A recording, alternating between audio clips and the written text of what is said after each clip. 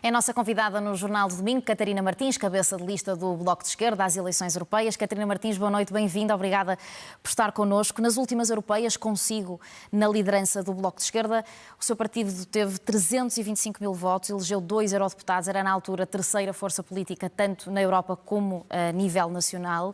Agora, este ano, nas legislativas, deu um tombo para 280 mil votos, passou para a quinta força política. Há um risco real da Catarina Martins não ser eleita eurodeputada? Bem, primeiro, muito boa noite, Nelma, boa noite a todas as pessoas, é um prazer estar aqui. Não, o Bloco de Esquerda está a lutar por um bom resultado nestas eleições.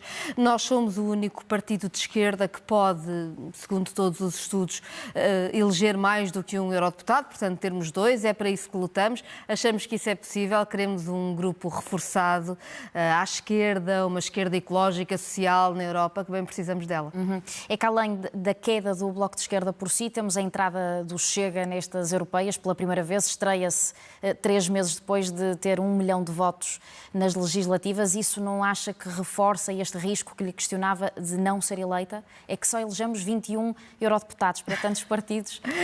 Não creio, estou bastante confiante na nossa campanha. Aliás, as pessoas percebem que o Bloco de Esquerda é muito importante no Parlamento Europeu.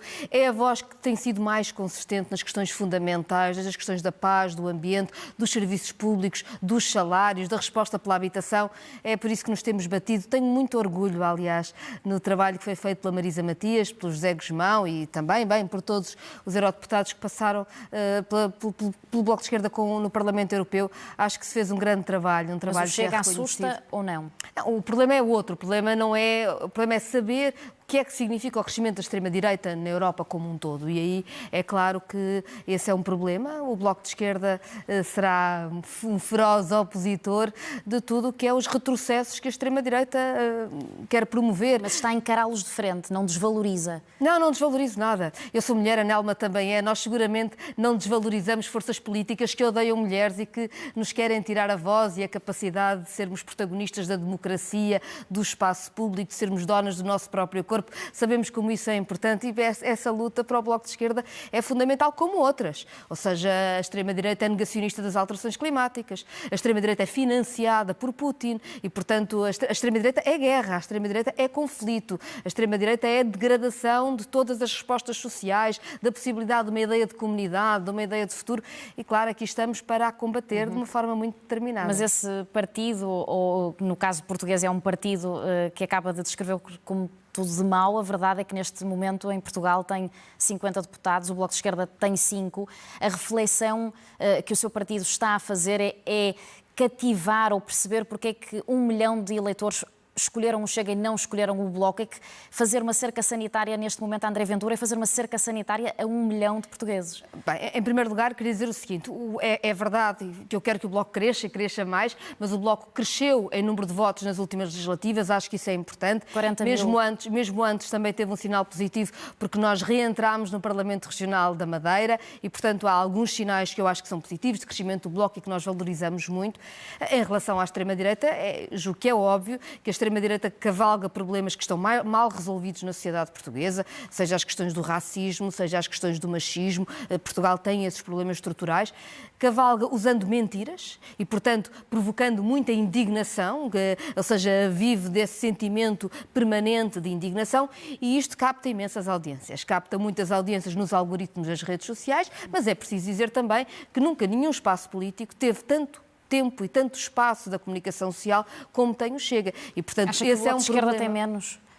Seguramente, e a forma como determina muito as discussões políticas. Veja bem, há uma série de temas que hoje são debatidos de uma forma que eu acho que é inquinada à partida, precisamente porque a extrema-direita vive de criar indignações, muitas vezes sem nenhuma base real, e faz-nos andar a discutir estas coisas muito tempo. Isto também ajuda ao crescimento da extrema-direita. A minha proposta é outra. Mas as pessoas que votam no Chega podiam votar no Bloco de Esquerda, são portugueses. Não falo no sentido de ideologia, não são parecidas, eu respeito imenso mas é um eleitorado eleitor que o Bloco de Esquerda com certeza como as pessoas que votam no Partido Socialista, as pessoas que votam no PSD, as pessoas que votam no CDS. Pelo crescimento exponencial, enfim, e que nas europeias essa é uma disputa eleitoral a fazer. Nós estamos cá para a fazer. Achamos também que há causas para que a Europa esteja a ser minada por estes movimentos, que, aliás, são fortemente financiados do ponto de vista internacional. As ligações a Putin são só uma parte das ligações desta extrema-direita europeia que nos devem preocupar. Vamos então ao que a Catarina Martins e o Bloco de Esquerda defendem para a Europa. Começamos pela Ucrânia. No seu manifesto é claríssimo o apoio que querem dar à Ucrânia e a sua proposta mais concreta é a realização de uma conferência de paz sob a égide das Nações Unidas. Em que é que isto é diferente daquilo que já se tentou até agora? Bem, é que ainda não se tentou uma conferência de paz. Na verdade, a União Europeia tem estado parada sobre esta matéria. E eu vejo, aliás, com muita preocupação, de afirmações como, por exemplo, de Emmanuel Macron, que são de escalar a guerra.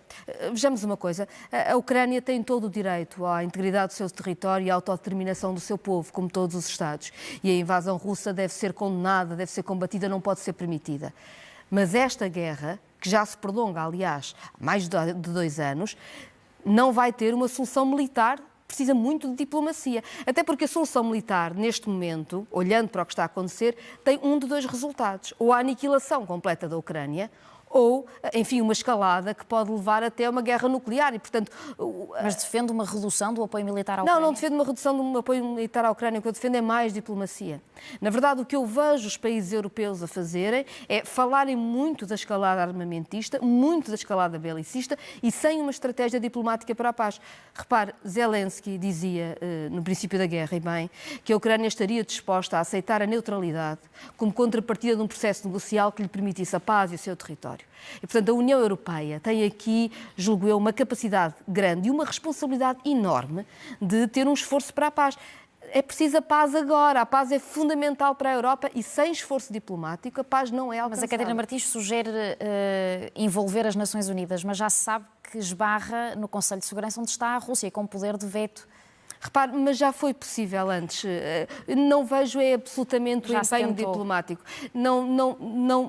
Estou a dizer, noutros conflitos em que parecia impossível, foi possível. Quando houve essa determinação desse esforço diplomático, acho que tem de haver uma clara concertação e articulação entre os vários Estados da União Europeia nesse esforço de conseguir paz.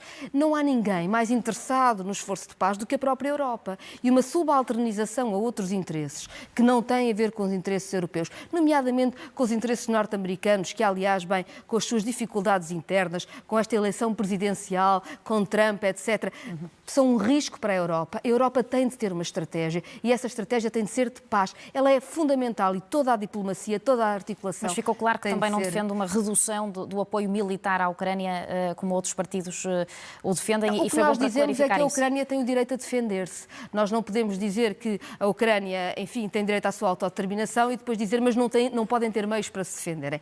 Nós não queremos uma escalada belicista, mas a Ucrânia tem que ter direito a defender-se e para isso precisa de apoio.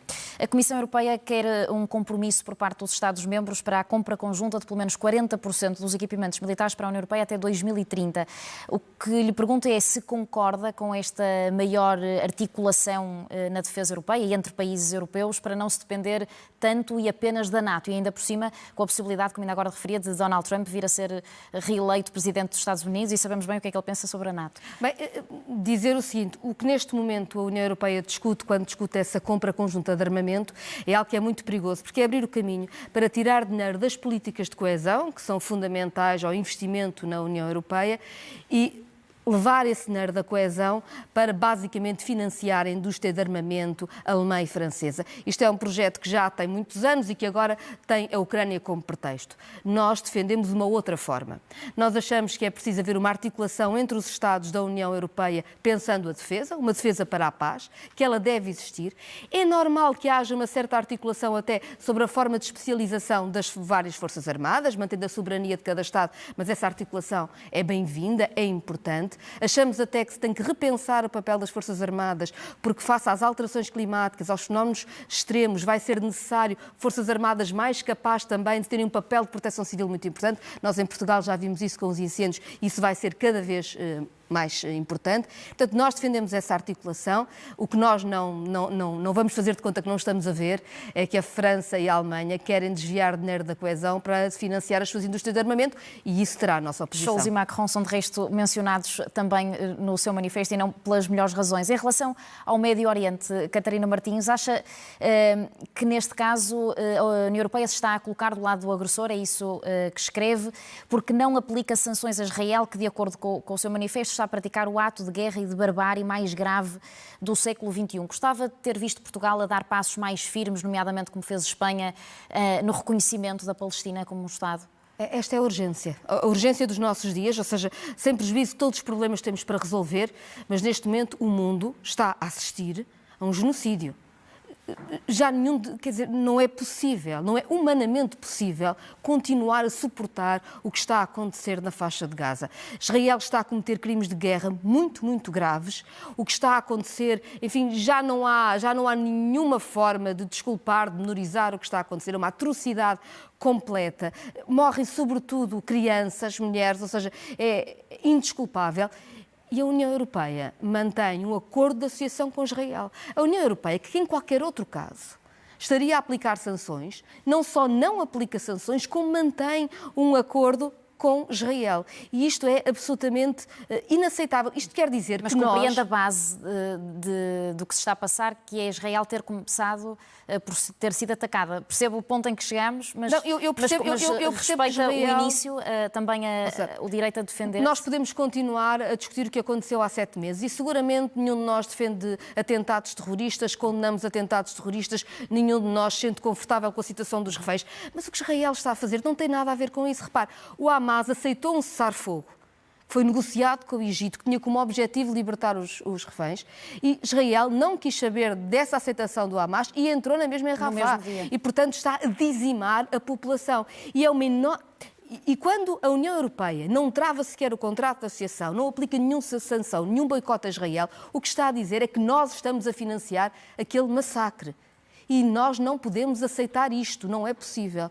E, portanto, tanto é preciso parar com o financiamento europeu a este massacre, como é óbvio, é intolerável, como também nós não podemos continuar a aceitar este discurso, dizer nós queremos a solução de 2 Estados, mas depois só reconhecer um Estado.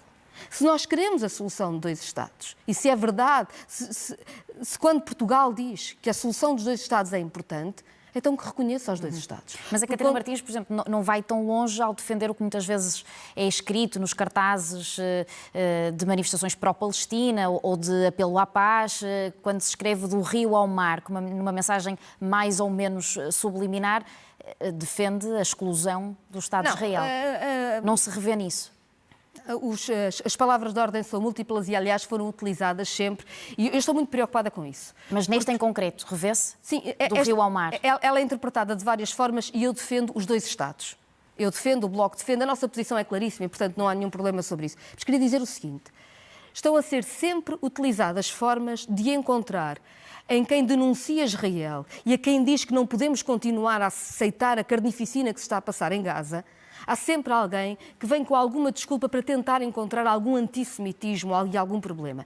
Nós vemos na Europa conferências em universidades a serem canceladas. Vemos na Europa e nos Estados Unidos e até em Portugal, protestos de estudantes a serem parados pela polícia quando estão a protestar pelo mais básico da nossa humanidade, que é pela paz. E isso é absolutamente inaceitável. Criticar Israel é a única atitude humanamente possível. E isso não é ser antissemita. Pelo contrário, isso é ser pela paz e por uma paz que serve a todos, porque seguramente deixar que Israel esteja completamente maniatado por este governo de carnificina, de extrema-direita, que é o governo de Netanyahu, não é sequer uma posição tolerável, digamos assim, de solidariedade para quem quer a paz dos 2 lados, mas não fecha os olhos ao que está a acontecer, e o que está a acontecer neste momento é um massacre em Gaza. Vamos falar também, eu é que quero ouvi-la, sobre a política de migrações, até porque o Bloco de Esquerda defende uma mudança completa nesta matéria, diz que a abordagem atual é xenófoba, desrespeita ao direito internacional, financia senhores da guerra, alimenta as redes de tráfico humano, o ressurgimento de formas de trabalho forçado. Pode concretizar e explicar do que é que está a falar?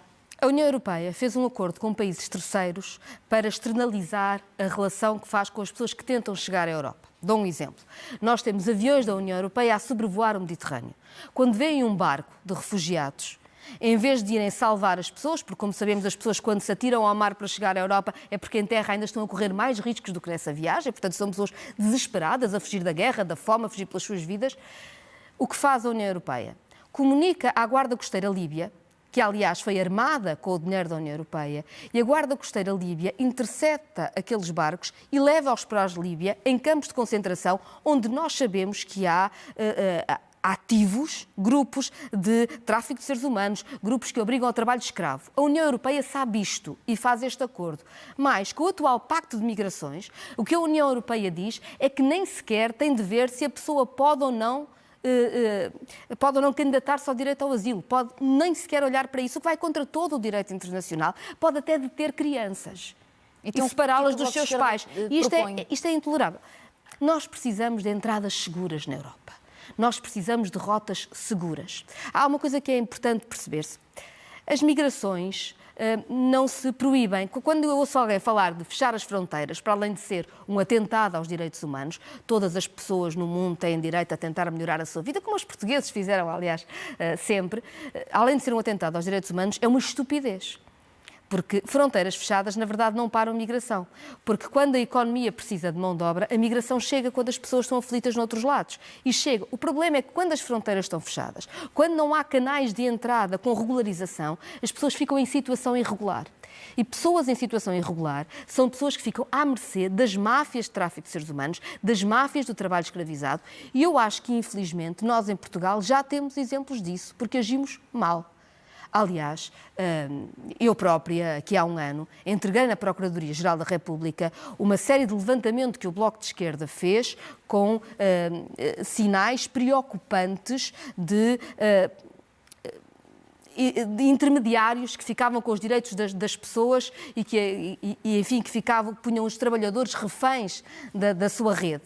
Espero que haja uma investigação que tenha resultados. Estes senhores da guerra... E porquê é que isso acontece em Portugal? Acontece em Portugal porque demoramos anos a regularizar a situação. E o que a AIMA está a fazer agora, a dizer que só quem tiver 400 euros para pagar já é que consegue agendar uma inscrição para regularizar a sua situação em Portugal, é transportar mais e mais pessoas que vieram para Portugal para trabalhar, que estão a trabalhar em Portugal, para uma situação de vulnerabilidade às máfias, e isso é insustentável.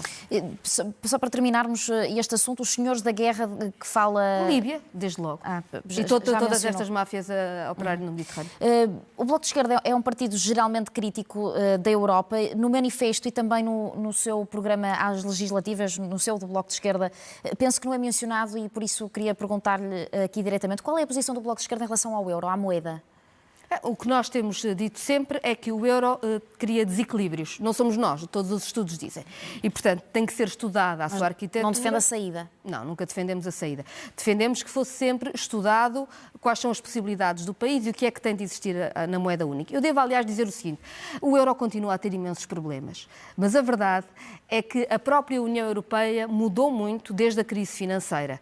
Emitir eurobonds, ou o facto do... Eurobonds é a dívida comum europeia, ou o facto do Banco Central Europeu ter segurado, ter sido uma garantia da dívida pública dos países quando era preciso, ou mesmo suspender as regras de governação económica e de mercado único quando houve uma crise como a Covid, são medidas novas, muito diferentes da crise financeira, que não são perfeitas, mas que melhoraram a resposta europeia, e eu diria que essa melhoria nunca foi conseguida por quem foi claque do euro. Foi conseguida por quem teve a coragem de fazer crítica e de estudar soluções, e o Bloco de Esquerda esteve sempre do lado de estudar soluções e continuará a estar, porque, como eu digo, os desequilíbrios permanecem, podemos melhorar ainda. Caminhar para o fim, duas perguntas mais rápidas. A abstenção em 2019 foi praticamente 70%. Porquê é que devemos acreditar que desta vez vai ser diferente? Hoje ouvíamos Sebastião Bugalho, cabeça de lista da AD, a ter uma leitura dessa abstenção bastante alta, que é um sinal de que os portugueses confiam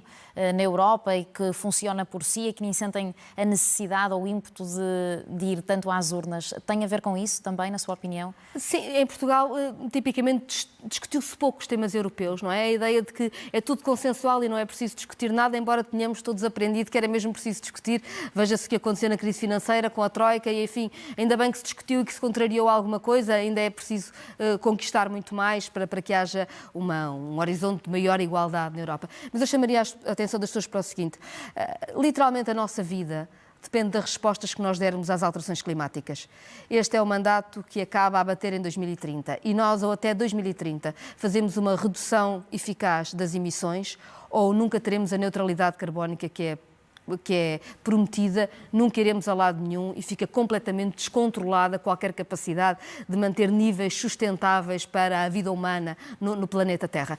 E este é o momento de o fazer. Ou fazemos agora ou não vai acontecer. Essa tem sido a grande bandeira do Bloco de Esquerda para estas europeias. Acha que o resultado agora de junho vai dar mais ou menos vontade ao Governo de se preparar para eleições antecipadas? Vai ser um barómetro? Não, repare, as europeias têm tido sempre resultados diferentes legislativas e aí as pessoas têm sabido separar, não têm tido resultados semelhantes. Acho que o Bloco em 2019 era a terceira força, tanto numas como noutras, por exemplo. Também foram separadas por muito pouco. Sim, é verdade. O que digo é que não tem sido um voto que condiciona o que acontece nos governos. Isso não tem acontecido. Julgo que não irá acontecer. Agora, tenho a certeza de que há muita gente que percebe a importância de ter uma força que enfrenta esta extrema-direita. Há muita gente que não gosta de acordar com 50 deputados de extrema-direita nos 50 anos de 25 de Abril e sabe a necessidade de ter forças claras pelos direitos humanos, que sejam capazes de enfrentar as alterações climáticas, que não aceitem recuos naquilo que é um mundo mais aberto, que nos respeita mais a todos, e espero que esse voto se faça sentir nas europeias. Os debates começam amanhã. Algum cabeça de lista com quem esteja mais expectante para debater? Vou debater com todos com muito gosto. Muito bem. Catarina Martins, muito obrigada por ter vindo ao Jornal. Obrigada. Fazemos um intervalo, até já.